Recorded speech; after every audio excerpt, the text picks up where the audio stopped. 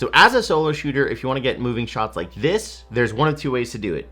A, shoot super wide, that way you can go ahead and add motion in post, or B, use something like a motorized slider, which is exactly what we have right here. So let's go and unbox it and check it out real fast. Real fast, you know what I'm saying? We ain't got time to waste.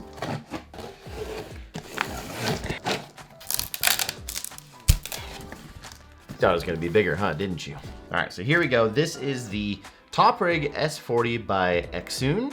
Accsoon? I think it's Accsoon.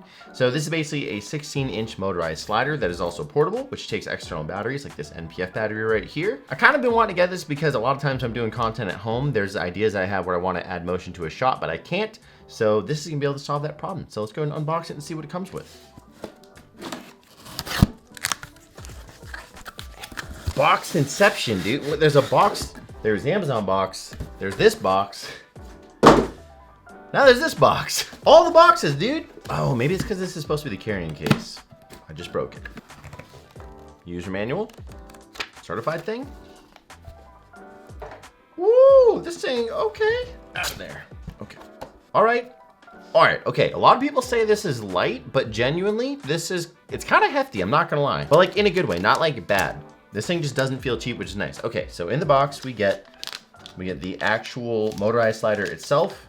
We have a little spare belt to repair it in case it breaks, which is kind of sick. Now there is some foam padding, like quite a bit of nice like foam padding in here, which I think is supposed to be like for a protective case because this doesn't come with a case. But with how small it is, you can literally just throw it in like your tripod spot or something like that in your backpack. So pretty dope. So yeah, but that's all that it comes with. So in case you guys didn't catch that, you do have to buy your own NPF battery, which, I mean, these things are used for quite a bit of stuff. Like I use it for my monitor, which is on top of my camera right now. Not a huge deal. And also if you want to be able to A, get the full effect of the actual like slider itself, or B, be able to actually like move your stuff and do like a vertical, whatever, you need to have a ball head tripod thing to put on the top. Which pretty cool about this, you actually have two different thread mounts right here. So I forget what size this is, but it actually comes built right onto it, which I think this is kind of genius. Like honestly, for a like budget slider, this thing is actually kind of sick that they thought of this. Less stuff to lose, don't have to worry about carrying extra parts.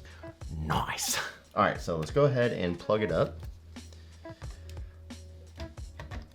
All right, and let's power it on. So you have battery indicators that are right there. Also, you have a couple different buttons right here. So you have A and B, which means you can actually set like a different A and B point, which is kind of dope. You also have like where it will do one motion or continuous if you press this twice. Then you have a pause and play button, and then you also have a speed knob up here. So we'll actually speed how slow or fast the actual movement is gonna be on this, which is sick. And then you also have this railing to adjust to basically make it either pan out like this, or pan in if it's shooting at a product, which is perfect for me because I do a lot of tech videos, or I do a lot of videos where I'm like focusing on myself and stuff too. But again, like I have to like add motion inside of the actual image versus like having it be like, you know, have motion physically with the camera. So with this A and B blinking like that, I believe that means that it actually needs to go ahead and, what the heck is that damn word I'm looking for? Synchronize? No. Adjust? No. What is it called? It's gonna be in the manual. Gotta be in the manual. Calibrate. I knew it. Calibrate. Okay. So if you see this A and B blinking right here, it means that it wants to calibrate it. So every time you actually use this thing, it's gonna want to calibrate it. Also, too, another cool thing, you have this right here, which shows you if it's actually level. So you have a little leveling bubble. Kind of dope. First, I will install the camera. Which, by the way, camera I'm using today is gonna be the Sony a7 IV, which is a full frame camera. And I'm also gonna be using the Sigma 16 lens on it, which is a crop sensor lens, but honestly looks freaking amazing, which is very surprising to me. Also, you wanna make sure too that this doesn't like, so on the outside right here, you wanna make sure this doesn't actually push over. Otherwise, like it might not get to the full edge over here, if that makes sense. Might not make the full movement. Okay, all right, so now let's go ahead and we're gonna press the A and B button. Do I have to hold it to calibrate it? Press in the start stop after powering on and the slider will automatically, okay, all right. So this is now technically calibrating. So all you have to do is just hit the pause play button and it starts to calibrate like this. That barely cleared the NPF battery. I didn't even think of that. Since this battery is so damn huge, it could potentially get in the way of some Oh, that's crazy. I didn't even think of that. Yeah, so apparently you can get in the way of some stuff. Luckily, this clears it. That's pretty much it now. So I think technically it is set up. So if I really want to, so there we go. It's panning, or it's not even panning. This is just the regular mode. So, dude, that thing is smooth. Okay. All right. Now we have it to where it's doing one full rotation, or one full like movement. That's sick, dude. That is so sick. Now, what's also really cool too is like if for some crazy reason you don't want to do the full like length of the slider, you do have an A and B button, so that way you can kind of shorten the distance of it, and then you can go ahead and set it. Also, what's really cool too is you can actually connect this with your phone and you can do that. So we'll take a look at that afterwards, but so you can do this and then you can actually slow it down. So this is me slowing it down. This is its absolute slowest, which is kind of sick. So in case you want to do like a time lapse, either like photo or video, like I saw one of my friends, he used it while like he was cleaning his room, and he basically had it like this to where it was super slow moving, and he just did a time lapse of him like cleaning his room while it was moving. It's actually kind of sick because it's buttery smooth movement. And then you can go ahead and crank it up. This is about 50% movement. I'm just gonna crank it up all the way and just see how fast it is. That's as fast as it goes. About 9 seconds to go all the way over. I'm not going to count the slow one because that's going to be like ages because of how slow it is. But okay, so if we want this thing to pan in or out, so we have to adjust this bar in the middle right here. So what we'll do is we'll just loosen these up. And then I think if we push it forward, that I don't know if it pans in or out, but we'll see. You guys will see what I mean. Okay, so now we're going to go ahead and hit play. So yeah, now it's gonna pan out, which is kind of sick. So in case you want more of like a panoramic kind of shot, which is kind of dope. You can also use this in photo mode, which I don't plan on using it in photo mode probably ever, but you can do like different time lapses in photo mode if you really want to. Kind of want to then, let's do it the opposite way. So that way, all right, so now it should basically kind of circle in, which is sick. Dude, that's kind of dope. Okay. All right, so that's with a slight tilt. So I'm just curious if I can get it to where it will like perfectly like right in the center. All right, so let's see this. Dude, that is so sick. It's perfectly just like,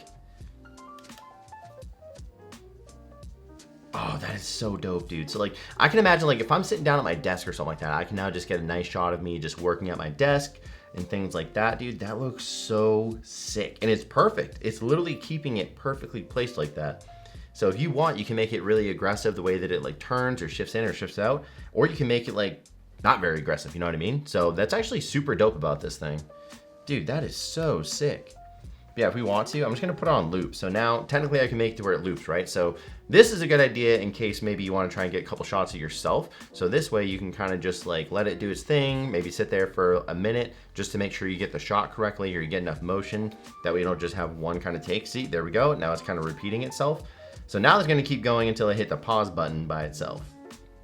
And they do have notches on here too, like to show you where it's like directly in the middle. That might be a little bit harder, so maybe I'll just throw a photo up of it. But they do have like a notch right there that shows you which way is like the middle, so that way, I'm assuming it doesn't, yeah. So this way it's just going straight forward and backwards, because it's not just about panning and stuff like that. So now if I really want to, right, what I could do is I can take the ball head and I can go ahead and now I'm just gonna shoot straight towards, dude, that looks so good. It's not high enough, but like you get the idea of it, dude. That looks sick. And then it'll come back. And again, I can make it repeat this. So that way if I wanna make sure I get multiple shots to make sure I'm not missing anything, dude, that is so sick. And again, I can change the speed. So in case I want it to be really slow or dramatic, I can do it. And it's kind of cool because you can do it on the fly. So that way you can kind of set this if you want to. I love this, dude. I've been wanting one of these for a while, and honestly, the fact that at the time of this video, I bought this for $250, totally like worth it in my opinion. It's super well built. There's no noise to it. Like you guys can't hear this right now. I'm using a boom mic right now, and like,